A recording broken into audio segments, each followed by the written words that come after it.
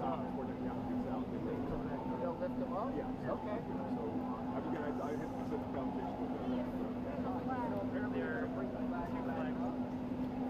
Right when the cars stop, lines go back up.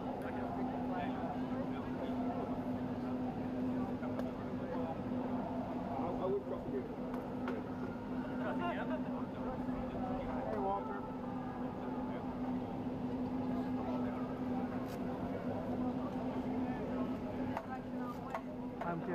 They're getting intermittent video.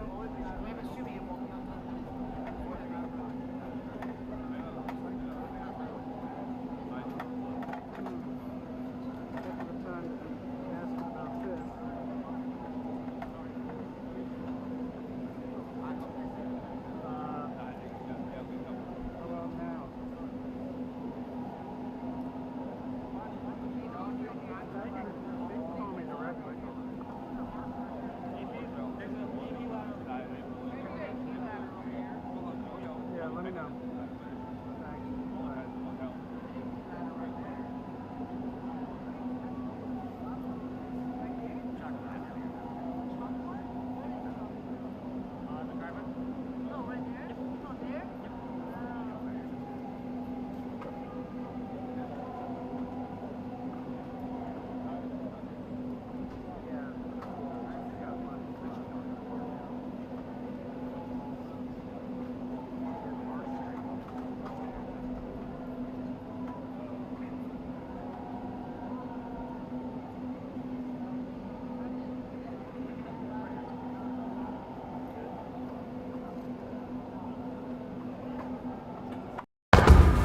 Hola, John. ¿Qué has hecho esta mañana? Me he despertado. Ah, pues qué bien. Oh, esta es la nuestra. Lo sentimos.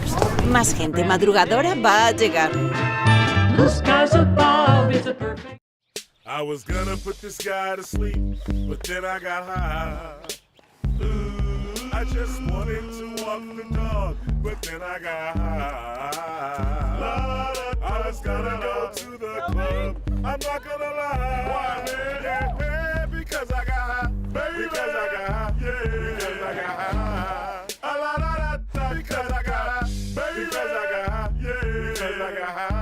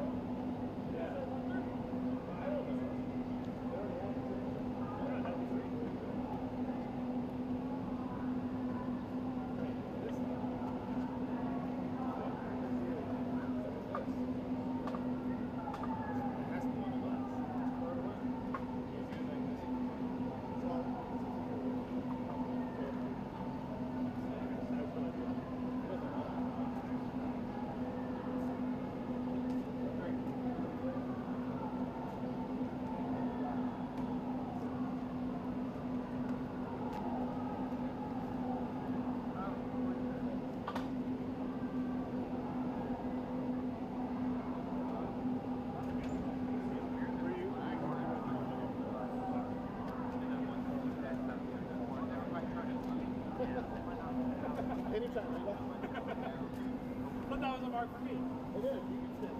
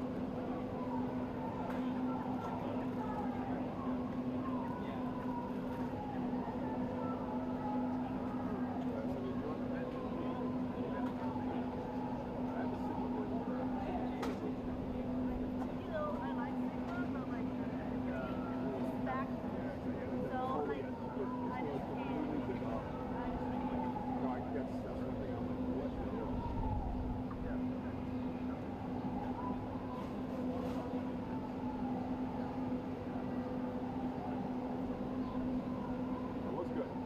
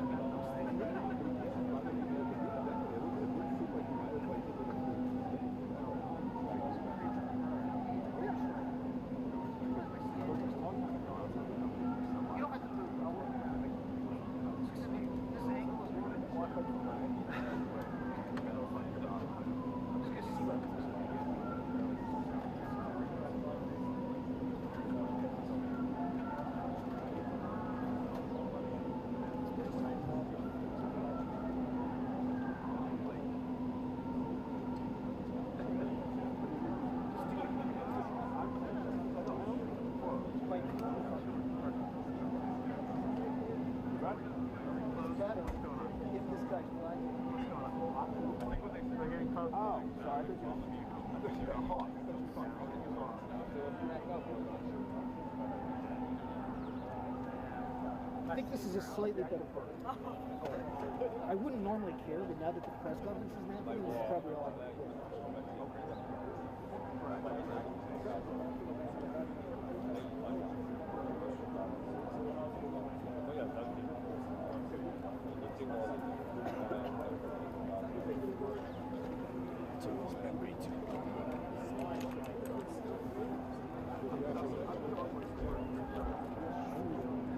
You sure it's having fun? I'm sure the flag will block it and like Travis crystal clear. As if sure, because you're here first, I'll go behind you. Of course.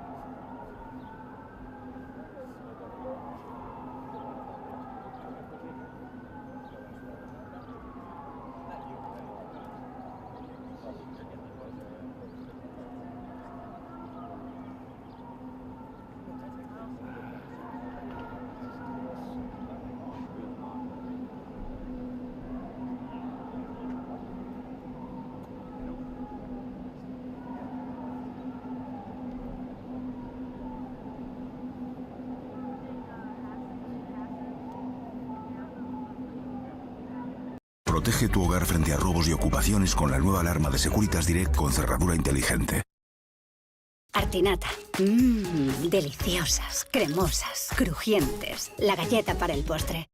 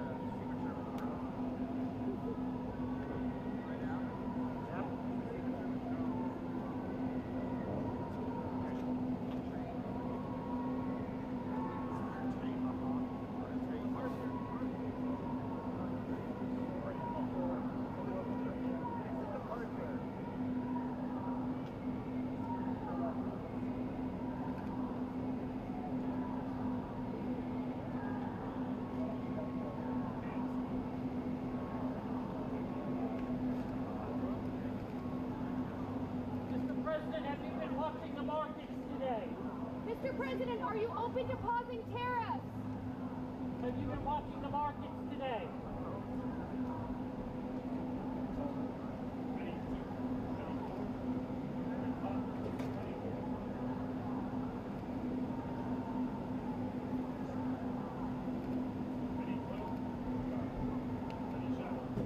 Mr. President, will you discuss tariffs on Israel?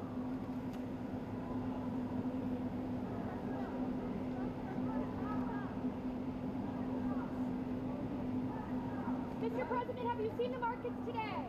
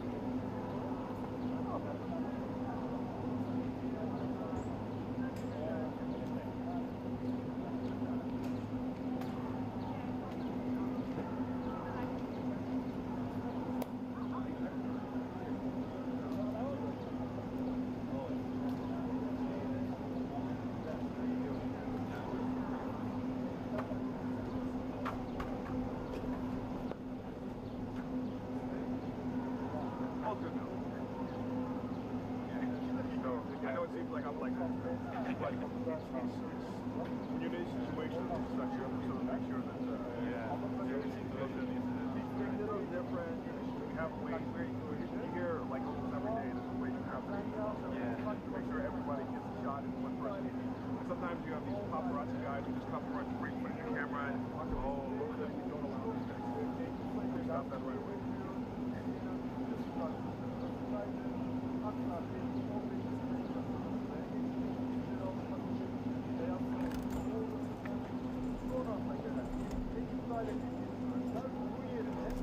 Şu an Oval ofisler içeride. Oval ofiste küçük bir gazeteciler var.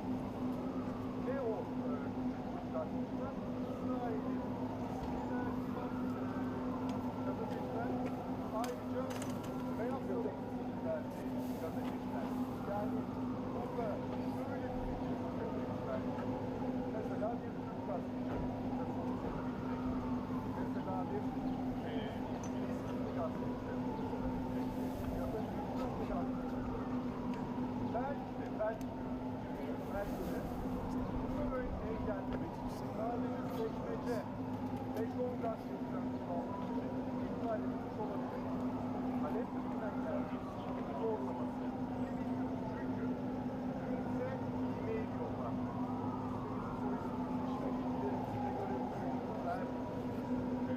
Onayladılar. Onay maili geldi akşam. Yani bu bahsettiklerinden geçen 16-17 saat olmuş. Son dakika kararı. Öyle bir fikir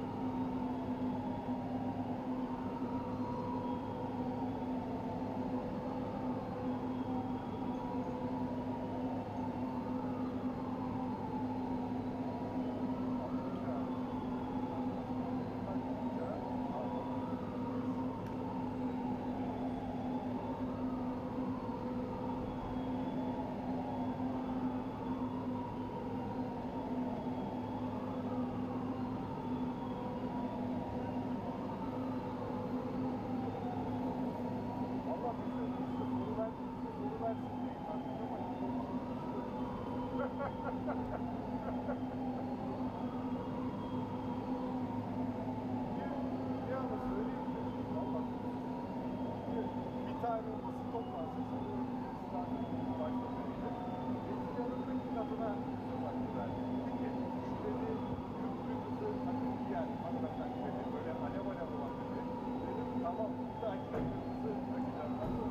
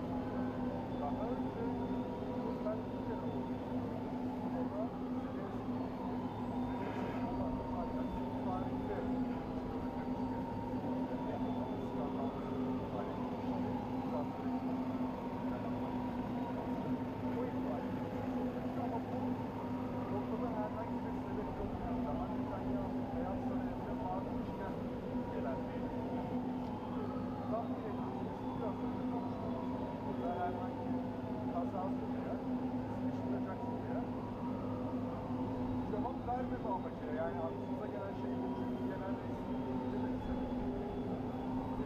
şöyle bir durum da var. Mesela dün bize evlatlılar dedim ya partide yapıyoruz. Onu attılar. Birkaç saat sonra dediler ki iptal edin. Tamam ben zaten kimseye beslenmemiş. Ama değil atılıyor. Partilerin altına oraya geliyor.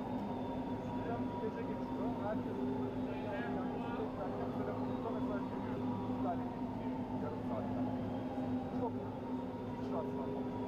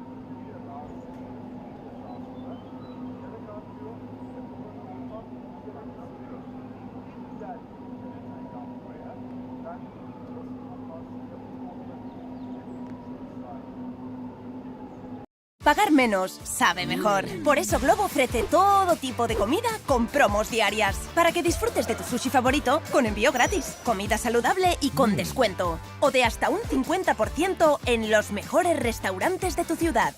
Descarga Globo y pide comida, la compra o lo que quieras. Globo, lo que pidas en minutos.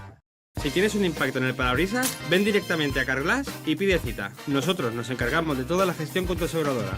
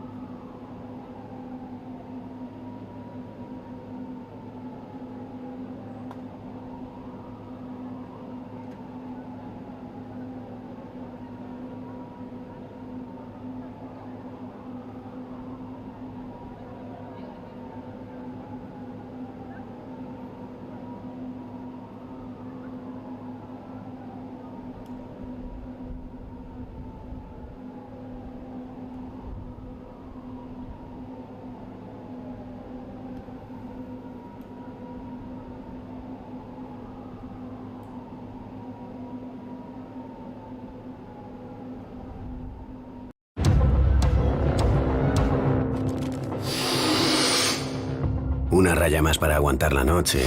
Una raya más para seguir despierto.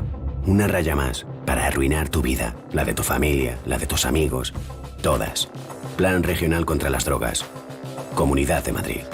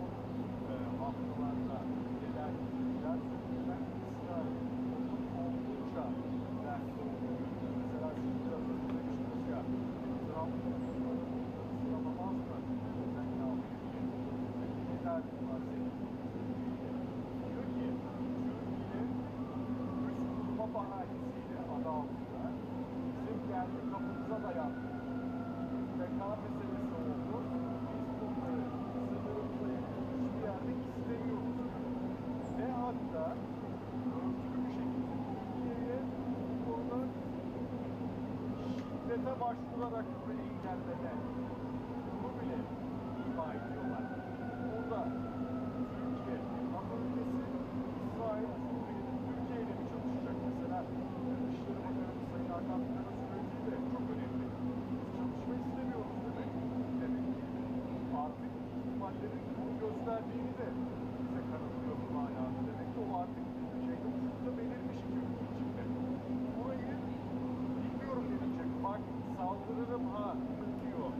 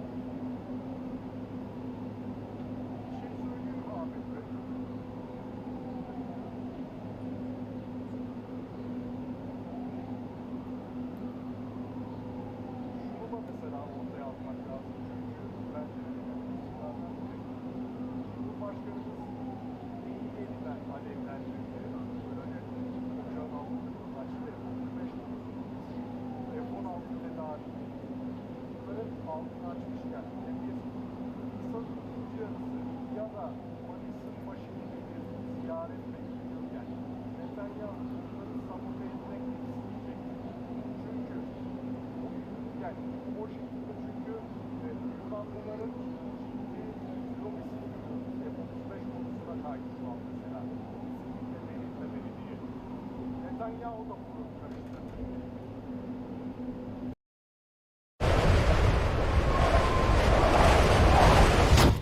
Que lo que esté fuera, se quede fuera. Haz tu hogar más eficiente y ahorra con las soluciones del Leroy Merlin para aislar, climatizar, generar y controlar tu energía. Porque cuantos más hogares eficientes hagamos, más sostenible será el hogar de todos. Leroy Merlin.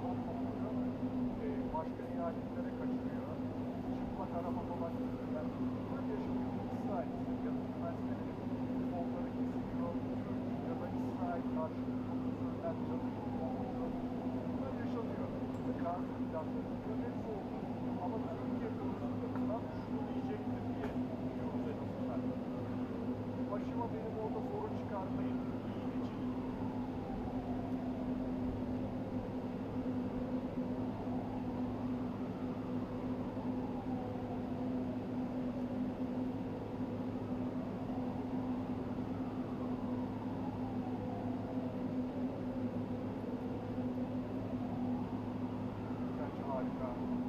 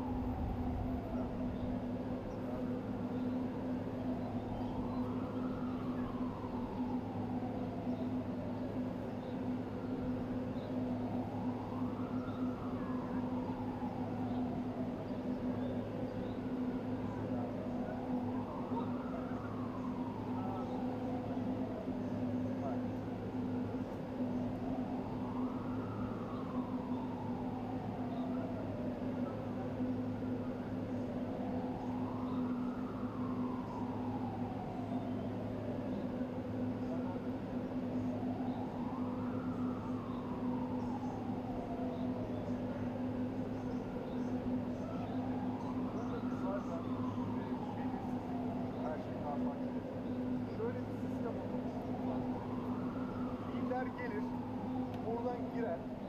Ondan sonra buradan girdikten sonra arabası da burada hatta. Şurada arabası var Netanyahu'yu getiren araba.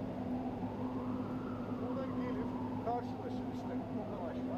Tokalaşmadan sonra oval ofise geçilir zaten buradan.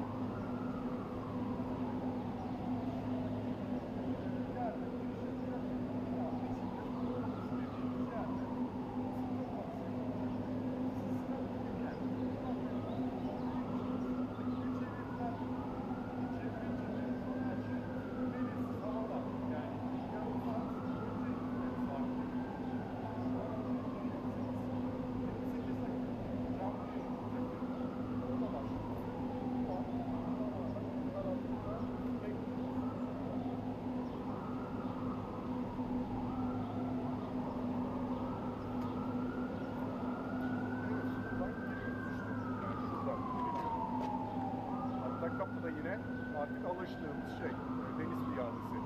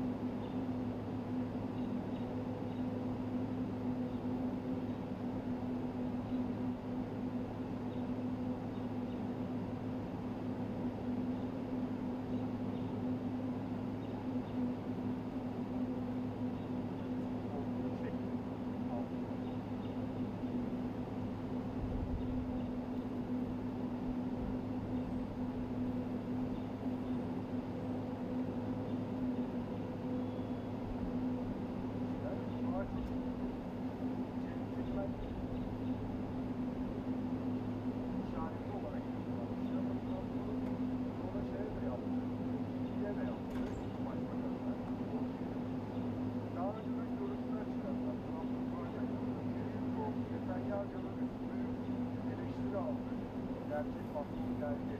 Uçak gibi hareket etti. Asıl patron Trump'la bakın bir kez yapmıyor. Daha önce de yaptı. Savunmaya geçmiştir.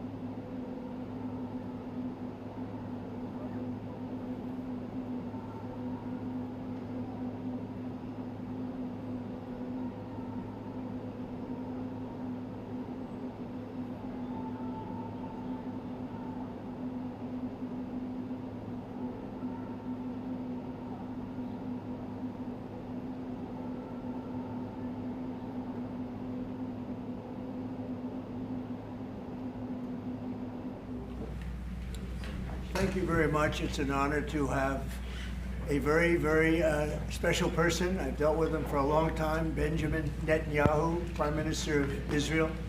And we had lunch together, we had meetings together, along with his very capable staff. And I think we've come up to some pretty good solutions and conclusions. And we'll be working a little bit after this, and then I assume you're going back home. Yes, sir. This is a quick stop, in and out. But we appreciate you being here, and we are a friend of Israel, as you know. I would say that I'm by far the best president that Israel has ever even thought of seeing. And it's an honor to be so, and to be so thought of. Many friends in Israel, they are not in an easy area. It doesn't go easy, but we are helping them. And likewise, they've been helping us very much. And so we'll see how it all works out. But we had great discussions today, I think, on the obvious subject of Iran, and also the less obvious subject with respect to Israel, and that's trade. And I think the Prime Minister is going to tell you a little bit about trade and what they're doing for the United States. So I want to thank you all for being here. Thank you very much. And thank you. Benjamin, thank you very much. Thank you, Mr. President. Thank you, Donald. Thank you. Mr. President, I want to first thank you for inviting me again to the White House. You've been a remarkable friend of the State of Israel. You stand by us. You're standing with us. You are a great, great champion of our alliance. And you actually do the things that you say you do. And I think that people respect that enormously. I certainly do, and the people of Israel do. And I think the Jewish people do as well. We just saw your representative in the Department of Justice fighting anti-Semitism, standing up for Israel in international forums. I just want you to know from the heart, it's deeply, deeply appreciated. As you said, we had the opportunity to talk today about many subjects. First, if I can mention tariffs, it's a subject of some interest today. I can tell you that I said to the President a very simple thing. We will eliminate the trade deficit with the United States. We intend to do it very quickly. We think it's the right thing to do. And we're going to also eliminate trade barriers, a variety of trade barriers that have been put up unnecessarily. And I think Israel can serve as a model for many countries who ought to do the same. I recognize the position of the United States. It says, you know, we're allowing other countries to put tariffs on us, but we don't put tariffs on them. And, you know, I'm a free trade champion, and free trade has to be fair trade. And I think that's basically the position that you've put forward, Mr. President. We are going to eliminate the tariffs, and rapidly. I had the opportunity to speak to Secretary Lutnick yesterday. We talked about how we could effect this quickly, and I hope to bring the solution very quickly. We're not talking about intentions. We're not talking about, you know, just words. We're talking about results. And those results are going to come back. That's the first. Thank you very much. It's very nice. Thank you. Thank you. Mr. President, what about the hostages here? Well, what about the hostages? Let him finish. I didn't finish. I'm going to begin. We spoke about not only the hostages, but about Gaza. The hostages obviously is a human story of just unbearable agony. I speak to the families. I spoke to them yesterday. Spoke to another one when I was in Hungary before I came here. I speak to them every day. They're in agony.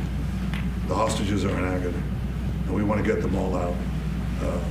Steve Witkoff, was, President Trump's very able representative, helped us get a deal that got 25 out. We're working now on another deal that we hope will succeed. And we're committed to getting all the hostages out, but also eliminating the evil tyranny of Hamas in Gaza, and enabling the people of Gaza to freely make a choice to go wherever they want. I mean, they should have that choice. And the President put forward a vision, a bold vision, which we discussed as well, including the countries that might be amenable and are amenable to accepting Palestinians of their free choice if they choose to go there. And I think that's the second thing that we discussed. But the hostages came right on top. We also discussed the situation in Syria. we've had neighborly relations with Turkey that have deteriorated, and we don't want to see Syria being used by anyone, including Turkey, as a base for attack in Israel. Turkey is a country that has a great relationship with the United States. The president has a relationship with the leader of Turkey. We discussed how we can avoid this conflict in a variety of ways, and I think we can't have a better interlocutor than the President of the United States for this purpose. And of course, we also discussed Iran. Look, we're both united in the goal that Iran does not ever get nuclear weapons. If it could be done diplomatically in a full way, the way it was done in Libya, I think that would be a good thing. But whatever happens, we have to make sure that Iran does not have nuclear weapons. That's the end of my speech. Mr. President, we're having direct talks with. Wait. We're having direct talks with Iran, and they've started. It'll go on Saturday. We have a very big meeting, and we'll see what can happen. And I think everybody agrees that doing a deal would be preferable to doing the obvious. And the obvious is not something that I want to be involved with, or frankly, that Israel wants to be involved with if they can avoid it. So we're going to see if we can avoid it. But it's getting to be very dangerous territory. And hopefully those talks will be successful. And I think it would be in Iran's best interest if they are successful. We hope that's going to happen. And we had just a lot of good talks on a lot of things. I appreciate very much what you said about the tariffs. We've been ripped off and taken advantage of by many countries over the years, and can't do it anymore. Just can't do it anymore. We can't be the stupid people anymore. And it's all because of the people that sat in the seat right here. Not your seat, but this seat. They allowed things to happen to our country that they shouldn't have allowed to happen on trade and other things, many other things. I mean, look at what's happened with our last president, where he allowed millions of people to come into our country with an open border. Who would want an open border? How stupid was that? But he allowed millions and millions of people, and of the millions, and I think it was 21 million people, but let's say 3 of them were serious criminals, serious murderers and drug dealers and gang members and people from jails. All the jails emptied out right into our country, right along the open border on Mexico, generally the Mexico. They came in from Canada too, by the way, a lot. But generally speaking, on the southern border. And what a shame it is that we are now working very hard to get them out, get the criminals out, get the murderers out, the drug dealers, the mentally insane, get them out. They dropped the mentally insane in our country too. And this was all done by the Biden administration. It's a disgrace that we have to work so hard. And then we have judges that try and protect these people, but they didn't protect us when the people were being let in. But to get them out is never easy with these people. So I think we're doing a great job. The border is the best it's ever been. It's even as strong as it was. I had a great, solid border. I think it might even be tougher right now and stronger. So people are coming into our country, but they're coming in legally. We have a legal process, and we have that moving along properly, because we need people to come into our country, but we want people that can love our country and cherish our country. So that's where we are. And with that, any questions? Mr. President, the European Union to the markets today, and would you be open to a pause in tariffs to allow for negotiations? Well, we're not looking at that. We have many, many countries that are coming to negotiate deals with us, and they're going to be fair deals. And in certain cases, they're going to be paying substantial tariffs. There'll be fair deals. As you know, I spoke this morning with the Prime Minister of Japan, and we had a very good conversation. They're coming. And I said, one thing, you're going to have to open up your country, because we sold no cars, like 0 cars in Japan, and they sold millions of cars into our country. They don't really take our agriculture, a little bit of it just to keep us slightly happy, but they don't take what they're supposed to be taking. So we have a great relationship with Japan. We're going to keep it that way, but they're coming in to meet, and other countries are coming in. With China, as you know, against my statement, they put a 34% tariff on above what their ridiculous tariffs were already. And I said, if that tariff isn't removed by tomorrow at 12 o'clock, we're putting a 50% tariff on above the tariffs that we put on. So they've gone for years. They've become a rich country because of people, again, that were in the White House that allowed this to happen.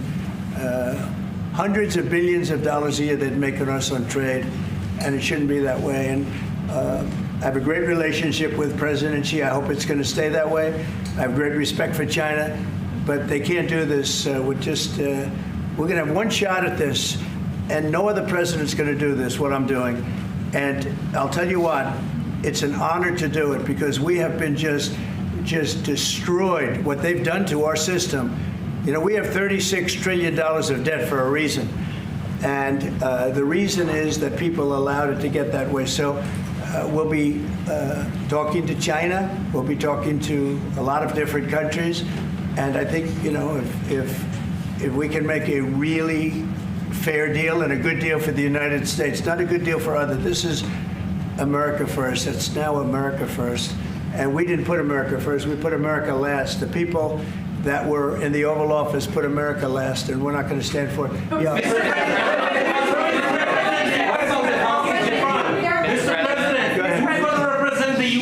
Talks with Iran. Two questions. Do you expect any of these deals to be made before April 9th? And secondly, there have been some mixed messages from your administration. You're talking about negotiations, and yet others in your administration are saying that these tariffs are actually permanent. What is the action? Well, it could be. They can both be true. There can be permanent tariffs, and there can also be negotiations because there are things that we need beyond tariffs. We need open borders. You know, we almost had a deal with China where we're going to open up China. It was almost done. Some of you remember it during my first term, and it was very disappointing. We ended up making a great deal. $50 billion worth of product was sold. $50 billion. You'd like that in Israel.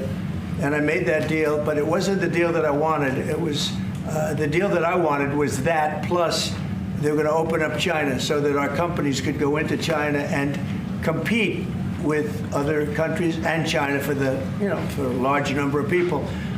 And at the very end, that deal was terminated, and we went to a piece of the deal. And so there are a lot of things outside of tariffs, but tariffs are very important. But there are a lot of things like opening up countries that were totally closed. China's essentially a closed country. In fact, it is a closed country. And what they do is they charge tariffs so that if you sell cars or if you sell anything, nobody's going to buy it because the price is out of control. But that's true with a lot of other countries also. So we're going to get fair deals and good deals with every country. And if we don't, we're going to have nothing to do with them. They're not going to be allowed to participate in the United States.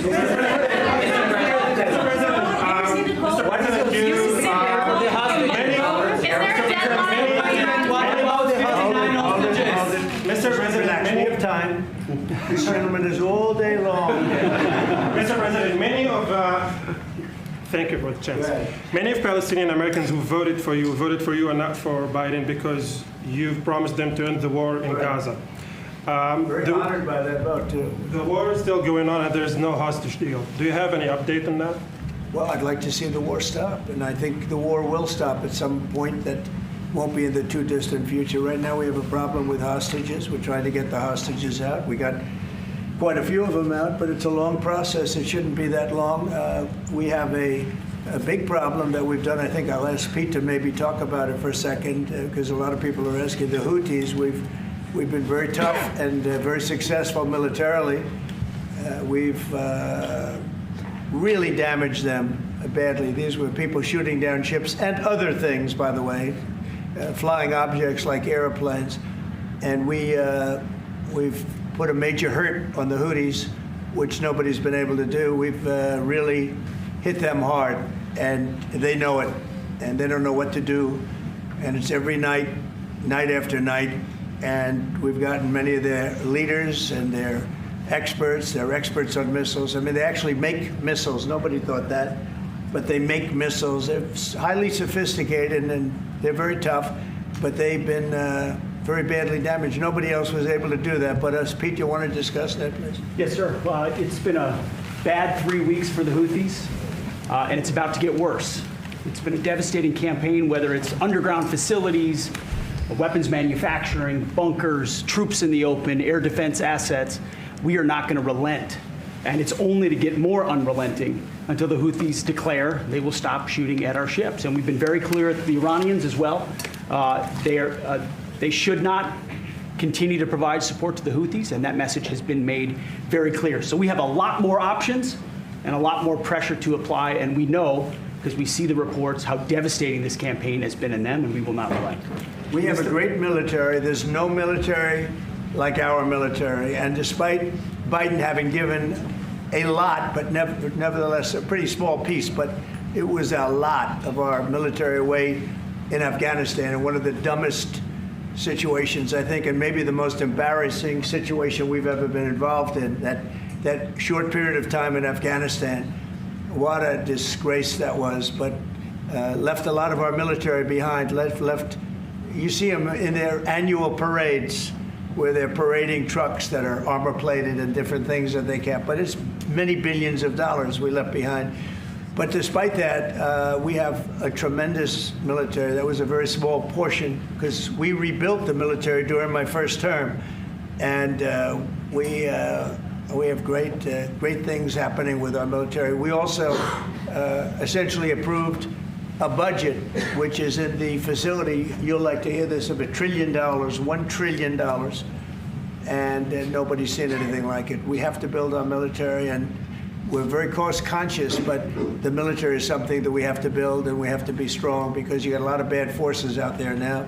So we're going to be approving a budget, and I'm proud to say, actually, the biggest one we've ever done for the military. We're cutting other things that were under DOGE, but under a lot of other.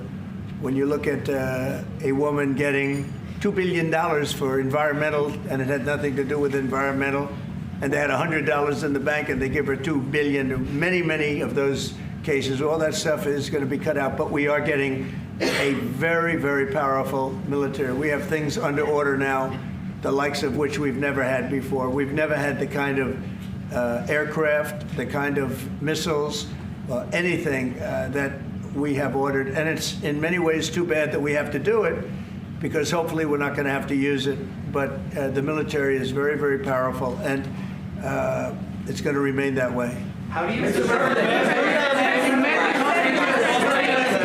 President, deal, please. Yes, please. Thank you, Mr. President.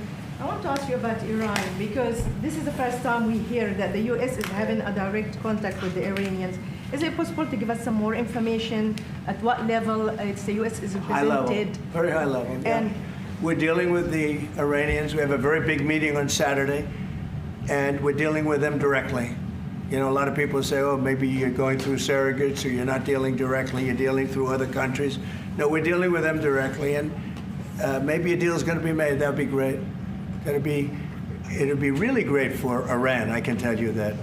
But hopefully, we're not going to have to get into that. We are meeting very importantly on Saturday at almost the highest level, and we'll see how it works out. Please. How do you ensure, Mr. President, that these tariffs don't drive U.S. trading partners into the hands of the Chinese? That they I'm not worried about it. I'm not worried about it. If they want to be in the hands of the U.S., they don't want to be in the hands of the Chinese. And the Chinese have turned out to be really not very good at that. People that are with us, they're with us, but we cannot be taken advantage of any longer.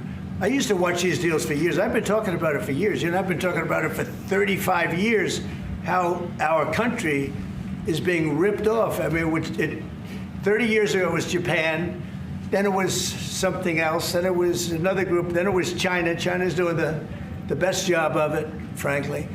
And it's just not going to happen, not going to happen. Mr. President, you said the EU has said that they have offered 0 for 0 tariffs on cars and industrial goods. Is that not enough? Well, the EU, no, it's not. The EU has been very tough over the years. I always say it was formed to really do damage to the United States in trade. That's the reason it was formed. It was formed with all of the countries from Europe, I guess most of them, not all of them, but most of them. And they formed together to create a little bit of a monopoly situation, to create a unified force against the United States for trade. So they have NATO, which is largely the same countries, and they took advantage of us dollar-wise and militarily until I got there. You know, I was able to get $600 billion from NATO, where they paid NATO because most of these nations weren't even paying. We were paying for NATO, so we're paying them to guard them militarily, and they're screwing us on trade. So that's not a good combination. So now it's really turned around. It's the opposite, and the European Union's been very bad to us. They don't take our cars, like Japan in that sense. They don't take our agricultural product. They don't take anything practically. And yet they send millions of cars in a year, Mercedes-Benz, Volkswagen, BMWs. They're sending millions and millions of cars into the U.S., but we don't have a car that's been sold to the European Union or other places, but let's go for the European Union. And it's not going to be that way. It's got to be fair and reciprocal. It's got to be fair. It's not fair. We have a deficit with the European Union of $350 billion. And it's going to disappear fast. And one of the reasons and one of the ways that that can disappear easily and quickly is they're going to have to buy our energy from us because they need it. They're going to have to buy it from us. They can buy it. We can knock off $350 billion in 1 week. They have to buy and commit to buy a like amount of energy. And we have that. You know, we have more energy than any country in the world. I don't know if you know that. He knows everything, but the one thing he may not know, we have more energy than any country in the world. We have more of every kind of energy, every form of energy, from oil and gas to coal. And people talk about, I call it beautiful, clean coal. As you know, Germany is opening up a coal plant a week. They tried the windmills and it didn't work. They tried all the other solutions and they were ready to go out of business. Now they're doing a coal plant a week. China is now up to 2 coal plants. They're opening 2 major coal plants every single week in China, all over China, and then we're not allowed to use coal. Well, we have clean, beautiful coal more than anybody else. We have oil and gas more than anybody else. We have the most energy of any country in the world, including Saudi Arabia, including everybody, by a lot. And I took it to #1. We were #3, and I took it to #1 during my administration. And the reason that we were hurt so badly and the reason that we went into such incredible inflation during Biden is energy. It was also their bad spending, but energy, because they played around with this incredible thing that we had built, this administration had built, and the energy costs went through the roof. And when that went up, everything else followed. Now, if you look at what's happening, you got to see this today. I said we're going to try and get groceries down, right? An old-fashioned term, but a beautiful term. Eggs. So when I got in, the press went absolutely crazy the first week. They said, eggs have quadrupled in price. I said, I just got here. Tell me about it. And Brooke Rollins and our team did a great job, and eggs are down now 79%, and they're all over the place. And this was a problem that somebody else would have taken a long time to cure. We have energy is down. We have interest rates are down. We have groceries, meaning food is down.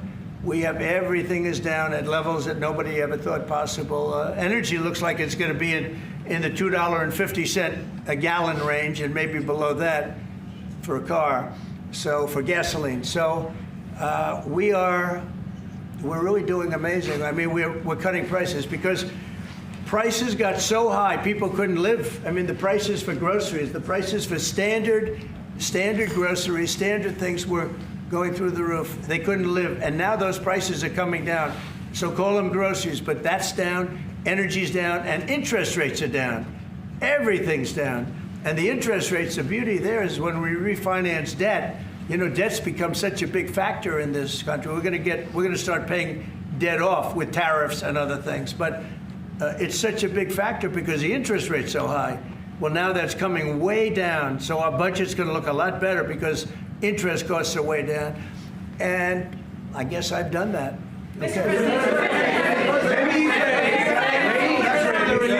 Many Israelis are watching you now on live show. What is your specific way of getting the hostages out from the horrific captivity? We are trying very hard to get the hostages out.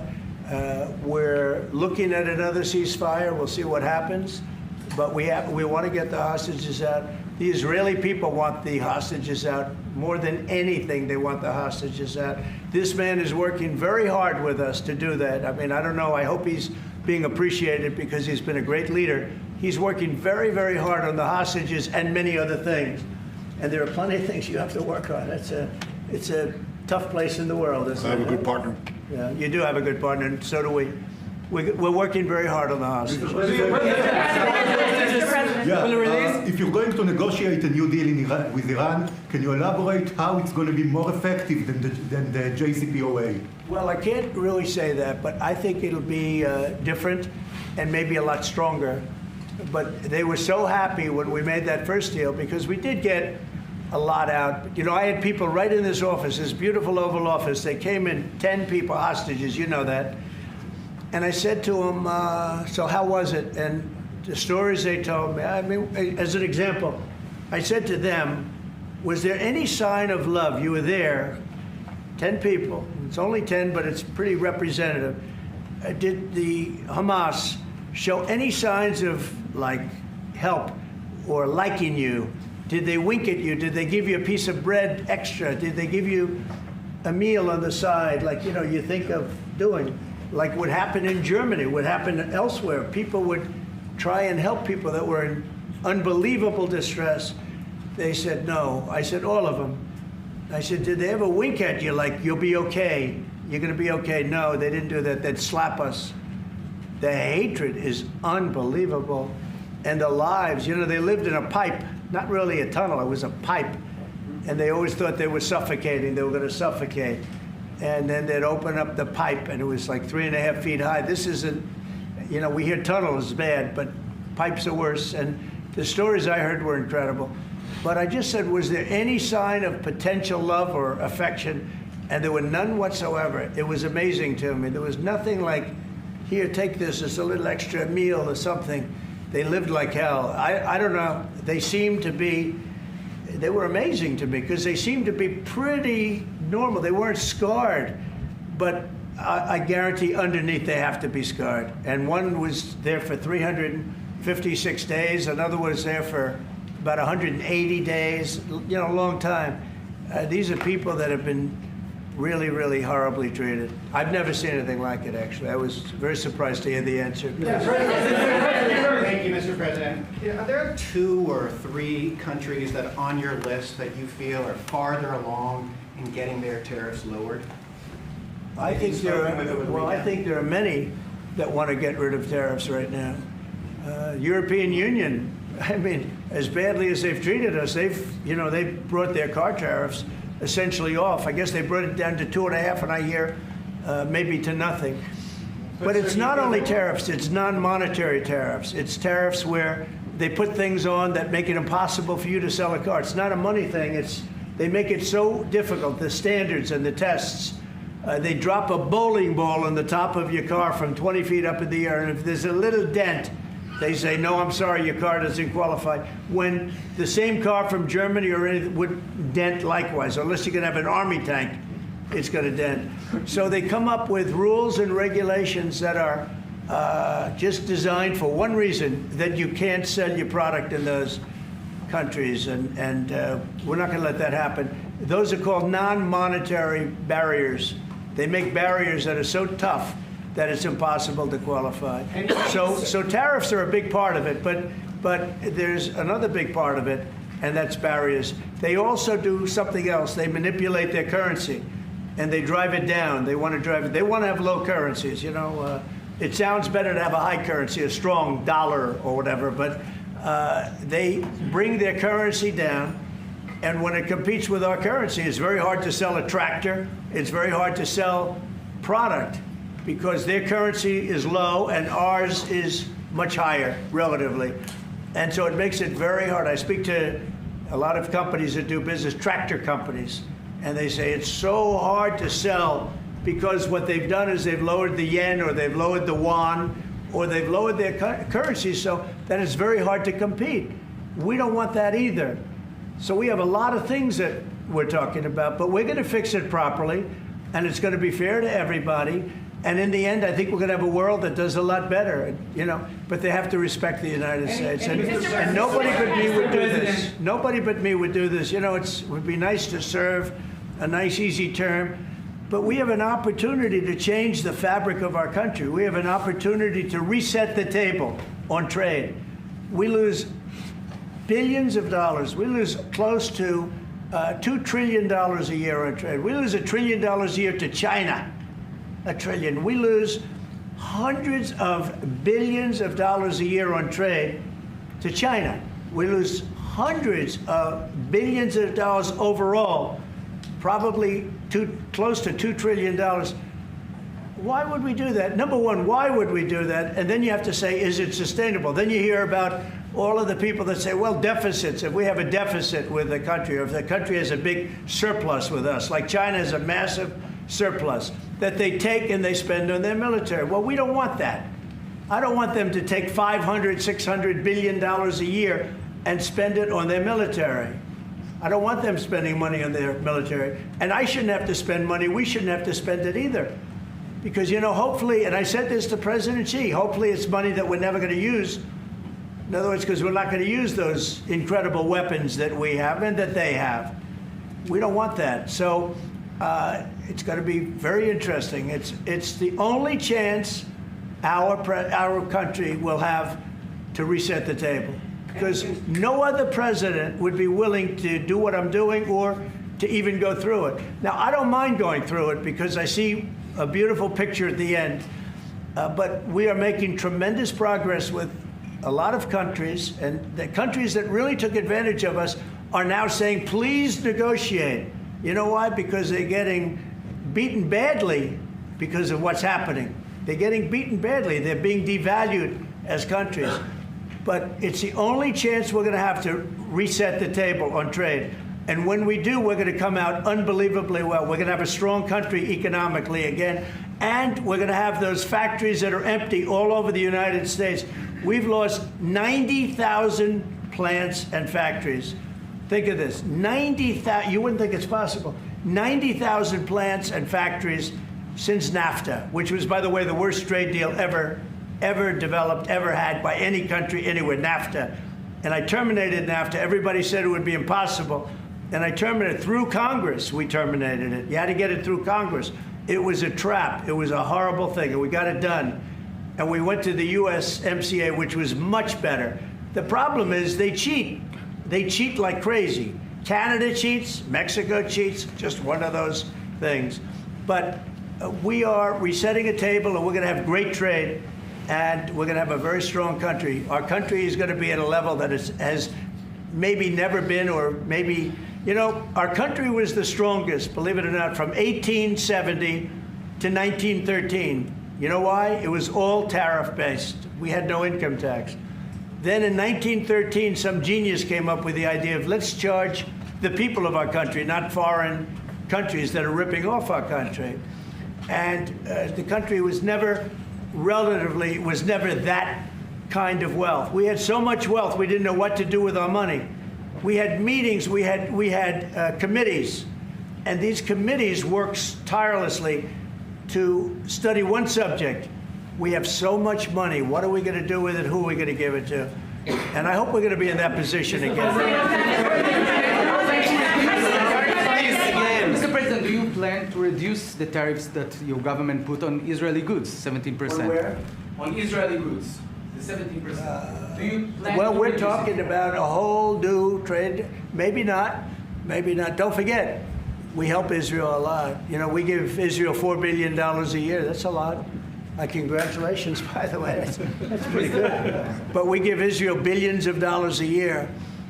Billions. It's one of the highest of, and we give a lot of countries money. You wouldn't believe if I said we give Afghanistan a lot of money, didn't it? Because that was a Biden deal, another Biden deal. Not only did he embarrass us with that, but they give them billions of dollars, Afghanistan, right? So, but no, we take good care of our friends, and we don't take care of our enemies. We're not taking care of our enemies anymore, but we do take care of our friends. Thanks, Reverend, for the Times of Israel. The IDF is fighting again in the Gaza Strip. I myself might be called up in a month. Do you think that's the way to pressure Hamas to get to a deal? And do you think blocking humanitarian aid is also an effective pressure tactic? Well, you know how I feel about the Gaza Strip. I think it's an incredible piece of important real estate, and I think it's something that we would be involved in, but you know, having a peace force like the United States there, controlling and owning the Gaza Strip would be a good thing. Because right now, all it is for years and years, all I hear about is killing and Hamas and problems. And if you take the people, the Palestinians, and move them around to different countries, and you have plenty of countries that will do that, and you really have a freedom zone. You call it the freedom zone, a free zone, a zone where people aren't going to be killed every day. That's a hell of a place. It's a, you know what I call it, a great location that nobody wants to live in, because they really don't. And when they had when they have good living, real living, where Hamas and all of the problems they have, the level of death on the Gaza Strip is just incredible. And I've said it. I don't understand why Israel ever gave it up. Israel owned it. It wasn't this man, so I can say it. He wouldn't have given it up. I know him very well. There's no way. They took oceanfront property and they gave it to people for peace. How did that work out? Not good. Is the immigration, sorry, Mr. President, is the immigration plan still on the agenda? Which immigration? From Gaza. From Gaza. All it is a concept that I had that I think is good, and now people are copying it. You know, maybe you want to tell. People are talking about the Trump plan. Gee, why don't we do that? Would you like to answer that question? I think what the president talked about is, first of all, to give people a choice. You know, Gazans were closed in. And every other place, including in arenas of battle, I mean, whether it's Ukraine or Syria or any other place, people could leave. Gaza was the only place where they locked them in. We didn't lock them in. They're locked in. And what is wrong with giving people a choice? Now, we've been talking, including over lunch, about some countries, I won't go into them right now, that are saying, you know, if Gazans want to leave, we want to take them in. And I think this is the right thing to do. If you give, you know, it's going to take years to rebuild Gaza. In the meantime, people can have an option. The president has a vision. Countries are responding to that vision. We're working on it. I hope we'll have good news for you. I will say people love, people really do love that vision. It's a long-term vision, but so importantly is to have that be a safe field, because you're right smack in the middle of the Middle East. You're right along Israel. It should have never, ever been given away. It shouldn't have been given away by Israel. I don't know why they did it. I mean, I do know why, because they were promised peace, but that didn't work out too well, because it's one of the most dangerous pieces of land anywhere in the world. Gaza is one of the most dangerous places in the world. So they gave it away for a good intention, and it didn't work out that way. And a lot of people like my concept, but you know, there are other concepts that I like too. And there are some concepts I don't like. You know what I don't like? The way it is now. Because right now it's a dangerous death trap, Gaza. Yeah. Thank you, sir. Can you talk a little bit about your potential meeting with Vladimir Putin? Do you still plan to meet with him? Could that happen in Saudi Arabia? And maybe you could elaborate as well a little bit on not providing tariffs on Russia, sir. So the reason we're not talking about tariffs with Russia is because we're not doing business essentially with Russia, because they're in a war. And I'm not happy about what's going on with the bombing, because they're bombing like crazy right now. They're bombing. I don't know what's happening there. That's not a good situation. So we're meeting with Russia. We're meeting with Ukraine. And we're getting sort of close. But I'm not happy with all the bombing that's going on the last week or so. Horrible. It's a horrible thing. It's a horrible thing. Can countries negotiate to get below 10%? In terms of tariffs? In terms of tariffs, yes. Look, we've been ripped off and taken advantage of for 40, 50, 60 years. And the reason we got ripped off and the way they did it was tariffs. They would charge tariffs, massive numbers of dollars. And when you look at China, when I took over, it was at $507 billion they were making. I call it making. A lot of people say, oh, it doesn't mean anything. Having a surplus means a lot, in my opinion. It's almost like a profit and loss statement. And when I took over, it was $507 billion that China was, this is originally, first term. And we were very, very tough on them because they were taking that money and they were building a military with it. Then when Biden came in, he let them get away with murder. He had no idea. I'll tell you what, that man had no idea what was happening, whether it was the border or China or anything else. He had no idea what was going on. And they went wild. China went wild. And the money they make is ridiculous, okay? It's just not going to happen. And hopefully we'll get along with China. If we do, that's great. And if we don't, that's okay too. But we can't let that continue because that's an abuse. They abused the poor people that sat in the seat. That poor Biden, he was abused by them. They took advantage of him. And I'm surprised, you know, they have smart people. They were radical left lunatics, but they're smart. I'm surprised they'd allow that to take, you know, to happen. But we are going to bring great trade, and we're going to be fair to other countries. And I will say this, virtually every country wants to negotiate. If I didn't do what I did over the last couple of weeks, you wouldn't have anybody wants to negotiate. We would have gone to these countries, you want to talk? And they were, well, we don't want to talk. Now they're coming to us. They're offering things like even Bibi, and this is unrelated because it's a different kind of a relationship, but he started off our conversation today that he's cutting all of the tariffs, he's cutting everything, he's going to get down to a free base, he's going to do things that, in all fairness, other countries, if they said that, would have never even thought about doing it. Now they're offering things to us that we would have never even thought of asking them for because they're experiencing a lot of hurt. And the hurt is that they've taken advantage of us and we finally fought back. Tariffs will make this country very rich. We're rich anyway, but we're rich in a certain way. We have $36 trillion in debt. I want to get rid of it. And we can do it quickly with proper deals. So when countries don't allow us to sell our product, but we allow them to sell their product, when they charge us massive amounts of money for the privilege of going into their country, those days are over. Okay. Yeah, go ahead. Me? Sir? Me? Yeah. Thank you, Mr. President.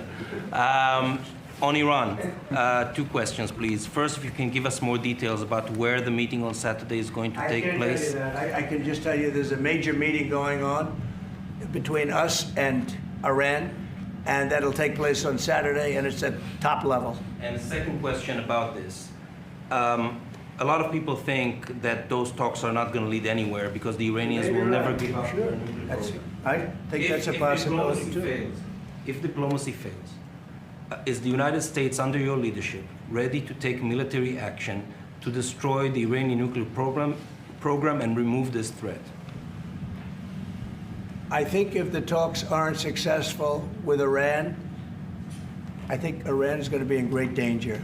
And I hate to say it, great danger, because they can't have a nuclear weapon. So is that a yes? You know, it's not a complicated formula. Iran cannot have a nuclear weapon. That's all there is. So Can't have it. Ready? Right now we have countries that have nuclear power that shouldn't have it, but I'm sure we'll be able to negotiate out of that too as part of this later on down the line. But Iran cannot have a nuclear weapon.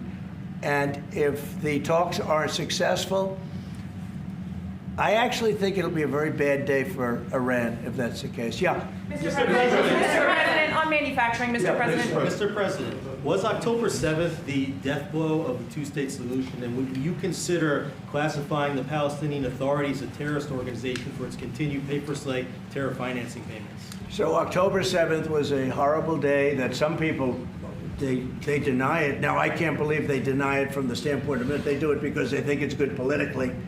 But October, I've seen the tapes. I've seen things that you don't want to see. October 7th was a horrible day, and it will go down as one of the really bad days in the history of the world. It was a horrible, horrible thing that happened. And they grabbed some of these people. I'll give you an example. When I was with the 10 hostages a few weeks ago, I said, so how many are there? 59. I said, oh, so 59, so we can get 59. They sort of knew the territory pretty good. And I said, how are they doing? They said, well, only 24 are living, the rest are dead. And these are young people largely. Young people don't die. You know, young people have an amazing ability to live. They can live through horrible things, but these are young people. And when they said that 24 are living and the rest are dead. And you know, I've had parents come up, Israeli parents largely. We have some Americans, and I guess we have one left, Alex. We have the one left. But I've had Israeli parents come up to me at events and say, my son is there. I said, well, how's he doing? Well, he's dead. But would you do me the biggest favor ever? Could you bring his body back home? They talked about a young dead boy and a young dead girl like they were living. And that could have something to do with religion. That could have something to do with, I guess maybe any parent would be, but I was surprised. They said, sir, my son is dead. It is just as important to bring that body back home. I asked that question as if he were alive. So you have a lot of them dead, and we'll be able to bring them back. But it's a horrible thing that's happened. These are young, largely young people. Some old ones too, frankly.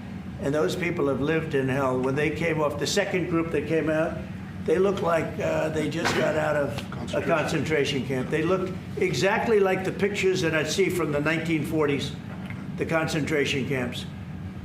And then they got a little bit better, you know, but that second group, those people came out and I said, this is unbelievable. We're going back into a chapter in history that is one of the worst ever. It's really very bad. Okay? Mr. President, thank you. You've said it could take 2 years to get American manufacturing fully up to speed in response to these tariffs. What happens in the meantime? Should Americans be prepared potentially for years? Yeah, I'll tell you what happens. We have now $7 trillion. Think of this, $7 trillion of commitments from companies wanting to go in, from Apple to many, many companies. But that takes time. Many from Taiwan. What? It takes time to Of course it takes. Well, are you asking me a question or are you telling me? Yeah, it takes time. You know, you got to build a thing called a factory. You have to build your energy. You have to do a lot of things. I'm giving them energy. You know, we're going to let them build their own power plants. They'll be their own. Essentially, they're going to be in charge of the power plant because our power is not reliable enough. You have a grid that's old and susceptible to a lot of things, including bombing and weather and a lot of other things. And we're going to give them record timing in terms of approvals of electric plants. Most of them want to build electric plants. We need massive amounts of electricity if we're going to compete with China and others.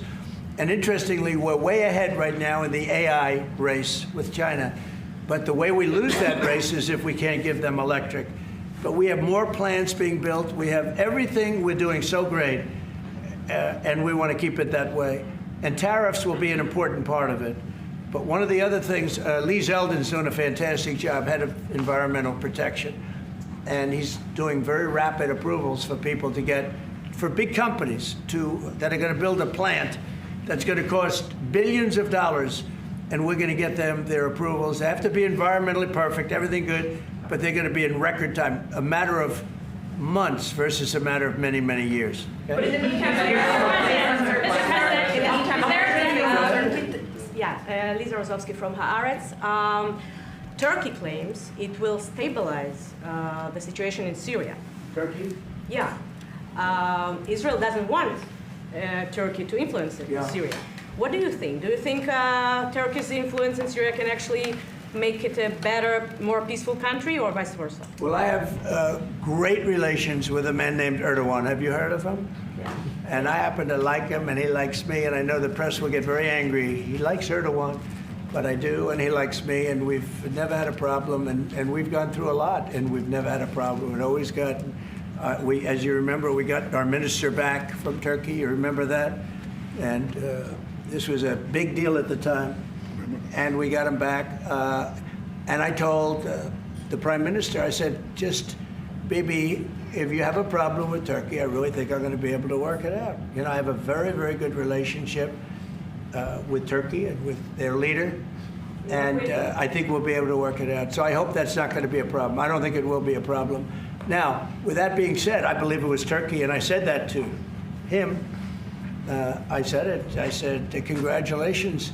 You've done what nobody's been able to do in 2,000 years. You've taken over Syria with different names, but same thing. I said, you've taken it over. He's taken it over through surrogates. He goes, no, it was not me. I said, it was you, but that's okay. You don't have to say, well, sort of maybe it was me, okay. But what he did, look, he's a tough guy and he's very smart. And he did something that nobody was able to do. You know, you got to hand it to him. Any problem that you have with Turkey, I think I can solve. I mean, as long as you're reasonable. You have to be reasonable. We have to be reasonable. Thank you very much, everybody. Thank you, press. Head out. Head out, press. Thank you. Thank you. Head out that door. Head out still. Through the corridor. Straight to where we came in. Thank you, press. Thanks, guys. Thank you, everyone. Please go out the door. Ma'am.